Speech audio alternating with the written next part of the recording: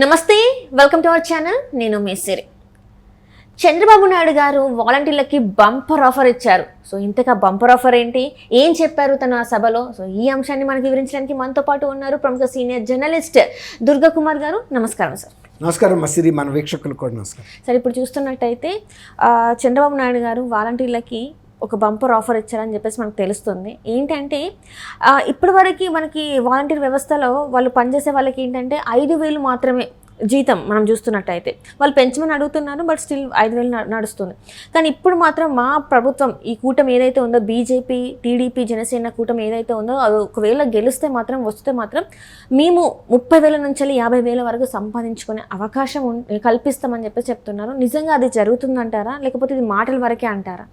అంటే ఇప్పుడు ఈ ప్రభుత్వం ఒక కుంచితమైన ఆలోచనతో యువతని ఇలాంటి ఉద్యోగాల్లో చేర్పించడం, ఏంటి ఈ నకిలీ ఓటర్లు నమోదు చేయించడం, తర్వాత ఎవరు ఏ పార్టీకి ఓటేస్తున్నారనే స్టాటిస్టిక్స్ తీసుకోవటం, తర్వాత ఆ కుటుంబాల మీద కాపలా పెట్టడం, ఆ కుటుంబంలో ఉండే అంతర్గత విషయాలని తీసుకుని బలహీనతను అడ్డం పెట్టుకుని, వాళ్ళ పేదరికాన్ని అడ్డం పెట్టుకుని బ్లాక్మెయిల్ చేయటం, బెదిరించడం, ఇలాంటి వాటికి ఉపయోగించడానికే ప్రధానంగా ఉపయోగిస్తుంది. వాళ్ళు కొంతమంది ఇందులో క్వాలిఫైడ్ పీపుల్ కూడా ఉన్నారు. కొంతమంది ఏమో 99% వాళ్ళు వైఎస్ఆర్సీపీ కార్యకర్తలు. ఊళ్ళోనే ఉంటున్నాం కాబట్టి ఎట్టాగు మనం ఏదో మనకి ఇంత పొలాలు ఉన్నాయి, వ్యాపారాలు ఉన్నాయి, తర్వాత ఊళ్ళో కాసి పెత్తనం చేసినట్టు ఉంటుంది కదా అని ఈ 5,000 వాళ్ళు ఒప్పుకుని ఈ పనులు చేస్తున్నారు. కొందరు ఇంకా మిస్యూజ్ చేయటం ఏంటంటే, సపోజ్ ఇప్పుడు ఇంట్లో లేడీస్ ఉంటారు, వాళ్ళకి రకరకాల ఇబ్బందులు ఉంటాయి, తర్వాత భర్తలను వదిలేసి ఇళ్ళ దగ్గర కొంతమంది ఉండేవాళ్ళు ఉంటారు, తర్వాత కొన్ని ఊళ్ళల్లో ఉండే కొన్ని స్థానికమైన ఏర్పాట్లు ఉంటాయి, వాటిని వీళ్ళు అడ్డం పెట్టుకుని వాళ్ళని బ్లాక్మెయిల్ చేసి అలా వాళ్ళని కూడా ఎక్స్ప్లాయిటేషన్ చేసిన సంఘటనలు ఉన్నాయి. కొందరు వాలంటీర్స్ లేడీస్ని లేపుకెళ్ళిపోయిన సందర్భాలను చూసాం. అవి పోలీస్ కేసులు అవటం చూసాం. తర్వాత డబ్బులు ఇచ్చిన, రాష్ట్ర ప్రభుత్వం ఇచ్చిన డబ్బుల్ని తీసుకుని పారిపోయిన సంఘటనల్ని మనం చూసాం. మంచివాళ్ళు ఉన్నారు, చెడ్డవాళ్ళు కూడా ఉన్నారు. ఇందులో మంచివాళ్ళు లేరని మనం అంటలేదు. కాకపోతే ప్రభుత్వం మాత్రం ఒక దృక్పథం ఏంటంటే, వీళ్ళ కాపలా ఆ 50 కుటుంబాల ఓట్లని తీసుకొచ్చి మళ్ళీ నెక్స్ట్ ఎలక్షన్లో కూడా ఓట్ బాక్స్ ఎలక్ట్రానిక్ ఓటింగ్లో బటన్ నొక్కించాలి, అది వాళ్ళ ఉద్దేశం. అందుకని వాళ్ళు డైరెక్ట్గా కూడా అడుగుతున్నారు, ఇన్నాళ్ళు జగనన్న మీకు ఇచ్చిన శాలరీకి రుణం తీర్చుకోవాలంటే మీరు ఈసారి ఎలక్షన్లో వాళ్ళతో అందరితో ఓట్లు వేయించి మళ్ళీ జగనన్నను ముఖ్యమంత్రి చేయించమని బొత్స సత్యనారాయణ గారు అందరూ కూడా బహిరంగంగా కూడా విజ్ఞప్తి చేశారు. అంటే మంత్రి ధర్మాన గారు కూడా బ్యాలెట్ బాక్సుల దగ్గర, అంటే ఓటు వేసే దగ్గర కూడా ఏజెంట్లుగా మీరే ఉండాలని చెప్పేసి కూడా వాళ్ళు కూడా మాట్లాడడం జరిగింది. జగన్మోహన్ రెడ్డి గారు కూడా మీరు ఇప్పుడు ఇప్పటి నుంచి వెళ్ళి ఒక కార్యకర్తలాగా పనిచేయాలి అని చెప్పేసి అడగడం కూడా జరిగింది. మొత్తం వాలంటీర్ వ్యవస్థ మీదనే వైసీపీ ప్రభుత్వం ఆధారపడింది అని కూడా మనం వార్తలు చూసాం.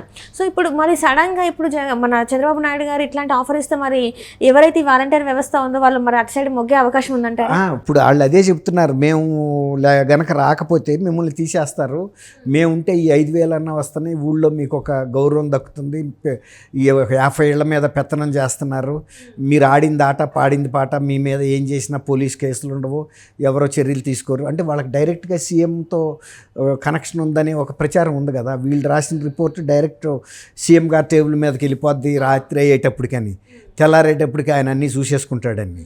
అట్లా ఒక ప్రిస్టేజ్ క్రియేట్ చేశారు, ఫాల్స్ ప్రిస్టేజ్ వీళ్ళకి. ఇప్పుడు వాళ్ళకి ఆ ఉద్యోగాలు పోతాయేమోనన్న అందుకోసమన్నా కానీ వైఎస్ఆర్సీపీని గెలిపించాలనేది వీళ్ళ ఉద్దేశం, అధికార పార్టీ ఉద్దేశం.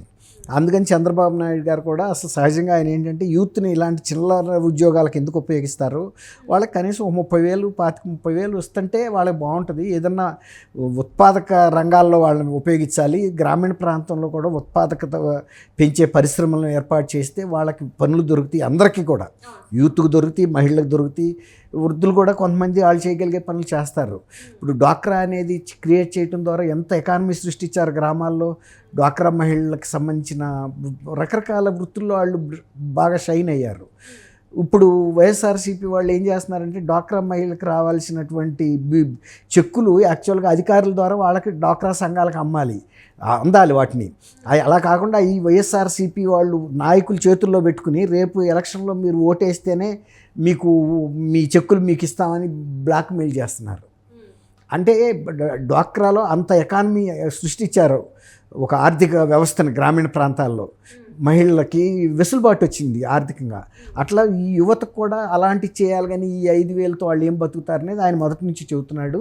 మేము వచ్చిన తర్వాత మిమ్మల్ని ఏం ఉద్యోగంలోంచి తీయము, ఇప్పుడు ఈ జీతం ఎట్టాగు ఇస్తాం, ఇది కాకుండా కూడా మీరు ఇంకా ఏదన్నా గ్రామీణ ప్రాంతాల్లో ఆర్థిక వ్యవస్థని పుంజుకునేటట్టు చేసే కొన్ని కార్యక్రమాలు మేము పెడతాము, అవి మీరు అమలు చేయండి, అప్పుడు మీ శాలరీస్ కూడా పెంచుతాము, కమిషన్ బేస్ మీద కానీ లేదంటే శాలరీ వైజ్గా కానీ. ఇప్పుడు డబ్బులు సంపాదన సృష్టిస్తే మనం సంపాదనని పంచిపెట్టవచ్చు, సంపాదన సృష్టించలేకపోతే పంచిపెట్టలేం కదా, అది ఆయన ఆర్థిక సిద్ధాంతం మొదటి నుంచి. ఇప్పుడు కాబట్టి ఆయన కూడా ఏమంటున్నాడంటే, నేను వచ్చిన తర్వాత ఆలోచించి మీ అందరికీ కూడా ఇంకా మంచి వెసులుబాటైన జీవితం ఇస్తాననే మాట చెబుతున్నాడు. అది సంతోషించదగ్గ విషయం. కాబట్టి ఆయనకి మొదటి నుంచి కొన్ని ఆలోచనలు ఉన్నాయి, ఇంకా కొంత వీళ్ళని ఆర్థికంగా పుంజుకునేటట్టు, ప్రభుత్వానికి ఉపయోగపడేటట్టు, ప్రజల జీవితంలో కూడా ఇంకా కొంత మమేకమయ్యి ఉత్పత్తి పెంచి, ఇప్పుడు ఆ 50 కుటుంబాల్లో ఏమైనా సెల్ఫ్ ఎంప్లాయ్మెంట్ స్కీములు లాంటివి ఇచ్చి వీళ్ళ ద్వారా మానిటరింగ్ చేస్తే వాళ్ళు ప్రతి ఇంట్లోనూ జనరేట్ అవుతూ ఉంటుంది కదా. ఇదివరకు మా చిన్నప్పుడు ఖాదీ నేయటం అనేది ప్రతి ఇంట్లోనూ ఒక పరిశ్రమగా ఉండేది. తెలంగాణలో ఉండేదో అంత లేదు కానీ తెలంగాణలో కూడా ఉంది, కానీ ఆంధ్రాలో ఇంకా ఎక్కువగా గాంధీ గారి ప్రేరణతో జరిగింది. ఆ రోజుల్లో ప్రతి ముసలాం 80 ఏళ్ల ముసలాం కూడా రాట్నం తిప్పుతూ ఉండేది.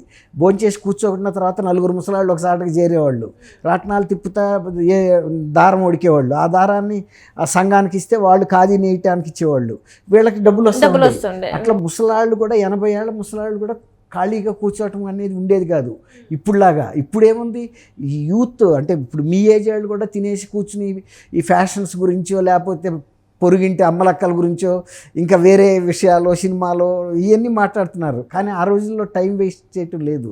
అట్లాగే ఇప్పుడు ఈ వాలంటీర్లు కూడా ఇట్లాంటి కాపలా కాయటం, వీళ్ళని గొర్రెలు కాసినట్టు కాపలా కాస్తున్నారు. ఎవరు ఈ వైఎస్ఆర్సీపీ పార్టీకి ఓటేయకుండా బయటికి వెళ్లకుండా కాపలా కాస్తున్నారు. అలాంటి కాపలా ఎందుకు? మంచి ప్రభుత్వం ఉంటే ఎవరైనా ఆ మంచి ప్రభుత్వానికి ఓటేస్తారు, కాపలా కాసి ఓటేయించుకోక్కర్లా. మనం నీకు ప్రయోజనం కలుగుతుంది ఈ ప్రభుత్వం ఉండటం వల్ల, ఖచ్చితంగా నువ్వు ఎన్ని చెప్పినా వెళ్ళి అదే ప్రభుత్వాన్ని ఎన్నుకుంటావు, నీకు ఇంటికి మేలు జరుగుతుంది. నీకు ఇంట్లో 4 ఉంటే 4కి 4 రకాల ఉపాధి ఇస్తున్నారు, పిల్లలకి ఉద్యోగం వచ్చేటట్టు మంచి ఎడ్యుకేషన్ ఇస్తున్నారు. తర్వాత లిక్కర్ లేదు, లిక్కర్ తాగటం వలన మగాళ్ళు వెళ్ళి డబ్బులు ఖర్చు పెట్టుకుని వచ్చి తాగి ఇంట్లోకి వచ్చి కొట్టి డబ్బులన్నీ అవజేయటం, ఇలాంటి మంచి పనులు చేశారనుకోండి, లేడీస్ కూడా ఆ పార్టీకే వేస్తారు. ఇప్పుడు జగన్ గారు కూడా నేను మద్యపాన నిషేధం అమలు చేయింది ఓటుకు అడగనన్నాడు, కానీ ఆయన మద్యపాన నిషేధం అమలు చేయలేదు, మళ్ళీ ఓటుకి వెళ్తున్నాడు. మరి 50%గా ఉన్న మహిళలు ఖచ్చితంగా తిరగబడాలి కదా. అట్లాగే ఇప్పుడు పురుషులు కూడా గతంలో మంచి బ్రాండెడ్ విస్కీలు అవి తాగారు తక్కువ రేటుకి, ఇవాళ నకిలీ విస్కీలు నకిలీ లిక్కరే డబల్ రేటుకు 3 రేటుకు కొంటున్నారు. అది కూడా అదే అంటున్నా. ఇప్పుడు వీళ్ళందరూ తిరగబడాలి. యూత్ కూడా ఈ 5,000తో మమ్మల్ని ఒక బాండెడ్ లేబర్ అంటారు చూడండి, దాన్ని ఏమంటారు, కట్టు బానిసల్లాగా చేశారు అనే విషయం వాళ్ళు కూడా గ్రహించుకుని గ్రామాభివృద్ధిలో మనం కూడా భాగస్వాములు అవ్వాలి, వచ్చే ప్రభుత్వం అలాంటి పథకాలు చేపట్టే ప్రభుత్వం వస్తుందనేది ఇప్పుడు వాళ్ళు తెలుసుకోవటం కోసమే చంద్రబాబు నాయుడు గారు వాళ్ళకి కొంచెం కనువిప్పు కలిగించేటందుకే చెబుతున్నారని నేను అనుకుంటున్నాను. అంటే ఇప్పుడు చూస్తున్నట్టయితే సార్, ఇప్పుడు మీరు చెప్పారు జగన్మోహన్ రెడ్డి గారు మద్యపాన నిషేధం చేసిన తర్వాతనే ఓటుకి అడుగుతాను. ఇప్పుడు మరి చంద్రబాబు నాయుడు గారు కూడా చెప్తున్నారు మరి ఇలాంటి మద్యపానం ఉండదు అని చెప్పేసి, మరి నిజంగా జరిగే అవకాశం ఉంటుంది. ఆయన ఏమంటున్నాడంటే మద్యపానం ఉండదని అంటలేదు, కనీసం మీరు తాగే లిక్కర్కి సరైన ప్రైస్కే ఇస్తాం, మీకు చీప్ లిక్కర్ ఉండదు. ఇప్పుడు ఇక్కడ వీళ్ళు తీసుకొస్తున్న డిస్టిలరీస్ నుంచి తీసుకురారు, బ్రాండెడ్ మద్యమే తీసుకొస్తారు. వాళ్ళ దగ్గర ఎంతకైతే కొన్నారో అంతకన్నా హ్యాండ్లింగ్ ఛార్జ్ ₹1 ₹2 వేసుకుని అమ్ముతారు. తర్వాత అది ఇదివరకట్లాగానే కాంట్రాక్టర్స్కి ఇచ్చేస్తారు, నిఘా ఉంచుతారు ధరల మీద, మ్యాక్సిమం ఇంతకన్నా అది మించి అమ్మటానికి లేదని. బ్రాండెడ్ కాబట్టి ఇంతగా హెల్త్ చెడదు. అంటే పూర్తిగా హెల్త్ ఏదో బాగుపడుతుందని నేను చెప్పను, కానీ ఇన్ని సమస్యలు, kidney failures, heart failures, nervous system break అవటం, లివర్ ఫెయిల్యూర్ ఇవన్నీ రావు. Right sir.